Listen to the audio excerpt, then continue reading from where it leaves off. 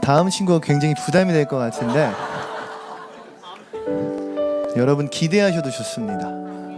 이 친구는요, 저희가 작년 추수감사주일 날 돈의 액수는 중요하지 않다, 봉투만이라도 좋으니 감사 제목을 써서 세 가지 감사 제목 써서 제출해 달라. 신방준 선생님이 깜짝 놀라며 저에게 봉투를 갖다 주었습니다. 저는 하나님께 감사할 것이 없습니다 라고 저에게 제출했던 친구입니다. 이 친구가 과연 이번 겨울 만난 하나님은 어떤 하나님이었을까요? 우리 박수로 우리 이혜준 학생 모시도록 합니다.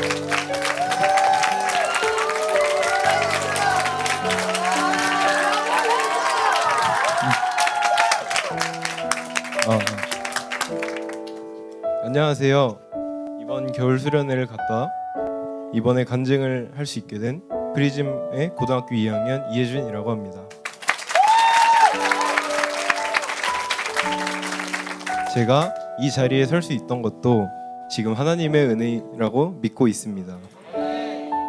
제가 이번 수련회를 통해서 진짜 제 삶이 바뀌었다고 해도 과언이 아닌데요. 저는 일단 수련회에 갈 생각이 절대 없었습니다.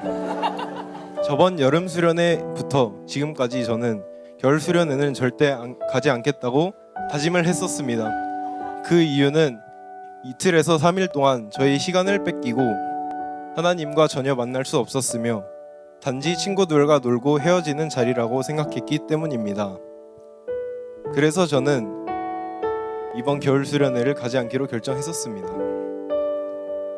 애초에 겨울 수련회에 가려면 제가 다니고 있는 학원 시간도 전부 조정해야 되고 잠도 편하게 자지 못하고 새벽 4시, 5시까지 친구들과 떠들며 잠도 자지 못했고 내가 원하는 공부나 게임 같은 거를 하지 못하기 때문입니다. 그래서 저는 하나님께 이렇게 기도했습니다. 하나님, 저는 이번 겨울 수련회에 정말 가기 싫으니 하나님과 만나지 않더라도 한 번만 봐주세요. 예수님의 이름으로 기도합니다. 그래서 저는 목사님이 저에게 카톡이 왔을 때 목사님, 저는 죄송하지만 학원 때문에 갈 수 없을 것 같아요. 그러니 다른 친구를 찾아주세요 라고 말씀드렸습니다. 게다가 그게 바로 이틀 전까지 이야기였습니다. 하지만 이틀 전 갑자기 저희 부모님께서 말씀을 권해주셨습니다. 예준아, 제발 수련회 학원 수업을 다 빼줄 테니 가보는 게 어떠니 해서 저는 3일 정도 수업을 빠지고 다른 지역에서 놀다 오는 거니 저야 당연히 좋다고 생각했습니다. 그렇게 저는 겨울 수련회에 가겠다는 마음을 가지고 겨울 수련회에 참석하기로 하였습니다. 그런 마음을 가지고 저는 수련회에 출발하게 되었습니다. 가서 첫째 날 또한 같은 마음가짐으로 저는 예배를 드렸습니다. 그냥 시간이 빨리 갔으면 좋겠고 수련회가 빨리 끝났으면 좋겠었습니다. 첫째 날 저녁에 예배를 드렸을 때 1300명이라는 많은 학생들이 온 것에 조금 놀랐지만 저희는 많은 사람들 덕 때문에 저희는 앞이 아닌 뒤에서 예배를 드리게 되었습니다. 그렇다 보니 말씀도 전혀 와닿는 게 없었고 저는 거기서 졸았습니다. 게다가 기도 시간에는 다음날 예배 설교까지 빨리 끝나게 해달라고 하나님께 기도를 드렸습니다. 그렇게 의미가 없던 첫째 날이 지나고 두 번째 날이 다가왔습니다. 두 번째 날에는 더욱 몸도 춥고 그 강원도 쪽이어서 훨씬 일어나기도 싫었습니다. 그런 시간에 7시에 일어나라니 저는 너무 힘들었습니다.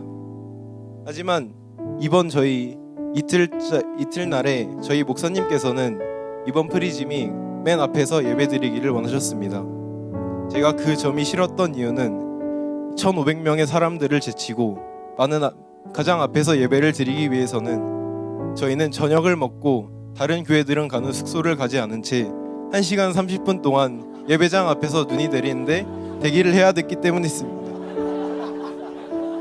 게다가 그 전까지 다른 행사를 하고 와서 걷기도 힘들었고 허리도 정말 아팠습니다. 그래서 결국 어찌어찌 예배당에 들어갔는데 제가 우연히 앞에서도 제일 앞에인 그 예배하는 사람들과 목사님과의 거리는 겨우 2m 정도밖에 되지 않았다고 생각했습니다. 그렇게 기다려서 예배를 시작하고 찬양을 하는데 다른 예배와는 왠지 다른 느낌이 들었습니다. 하나님을 아직 만난 건 아니지만 왠지 오늘 하나님을 만날 수 있겠다는 생각이 들었습니다. 아마 하나님이 그때 제게 그런 마음을 주셨다고 생각합니다. 그리고 그 두 번째 날에 목사님이 설교 말씀을 하셨습니다. 저는 맨 앞자리니 졸 수도 없기 때문에 설교를 들어보기 시작했습니다. 계속해서 설교를 들었는데 그 목사님의 하신 말씀 중 이런 말씀이 제게 와닿았습니다. 세상의 것을 바라보지 말고 오직 하나님만 바라봐라. 위에를 바라봐라. 주변과 밑은 바라보지 마라. 그리고 하나님은 어떠한 잘못을 지었던지 저를 용서하시고 여러분들을 사랑하신다고 말씀하셨습니다. 그리고 기도를 시작하고 찬양의 가사가 들리는데 그 노래의 제목은 여호와께 돌아가자라는 찬양이었습니다. 그 찬양의 가사 중 우리는 넘어져도 그 사랑 영원하네 라는 가사를 듣고 저는 갑자기 저도 모르게 눈물이 계속 나오고 있었습니다. 수도 없이 들어온 찬양이었지만 저는 끊임없이 눈물이 계속 나오고 있었습니다. 저는 제가 정말 하나님께 죄송했습니다. 지금까지 저는 살아오면서 하나님께 전혀 기대지 않고 세상의 것만 바라보고 세상 쪽으로 계속해서 걸어갔습니다. 그렇게 저는 계속 울며 기도하는데 하나님께서 여전히 아무리 죄를 지었어도 저에게 사랑하신다고 말씀하셨습니다. 저 같은 끊임없이 죄를 짓는 사람도 사랑하신다는 하나님의 말씀을 듣고 정말 죄송하고 저는 감사하다는 마음을 들었습니다. 그리고 두 번째로는 저희 부모님이 생각났습니다. 저희 부모님은 제가 학교에 가든지 학원에 가든지 매일매일 거실에 앉아서 저를 위해서 기도하고 계셨다는 것을 하나님께서 알게 해주셨습니다. 또한 아버지께서도 일자리에 가셔도 저를 위해서 기도하고 있다는 것을 알게 해주셨습니다. 지금까지 저는 전혀 신경 쓰지 않던 부모님의 기도를 알게 되었습니다. 마지막으로 세 번째는 하나님께서 제가 어떤 일을 하든지 나중에 일을 예비하고 계시다는 것을 알게 됐습니다.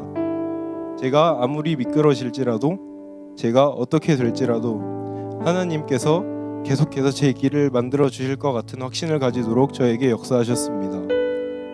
이번 수련회를 계기로 세상을 바라보는 것이 아닌 하나님의 중심으로 하나님의 일이 내 일이 되는 그런 일이 되고 살아갈 수 있는 힘을 주시고 그것을 잊지 않도록 저는 계속 기도하는 특별한 시간이 된 것 같습니다. 이후로는 교회 안에서 하나님을 위해서 살아가는 제가 되도록 하겠습니다. 언제나 어느 때나 어느 모습이라도 영원토록 나를 사랑하시는 하나님 아버지께 모든 영광 돌립니다. 감사합니다.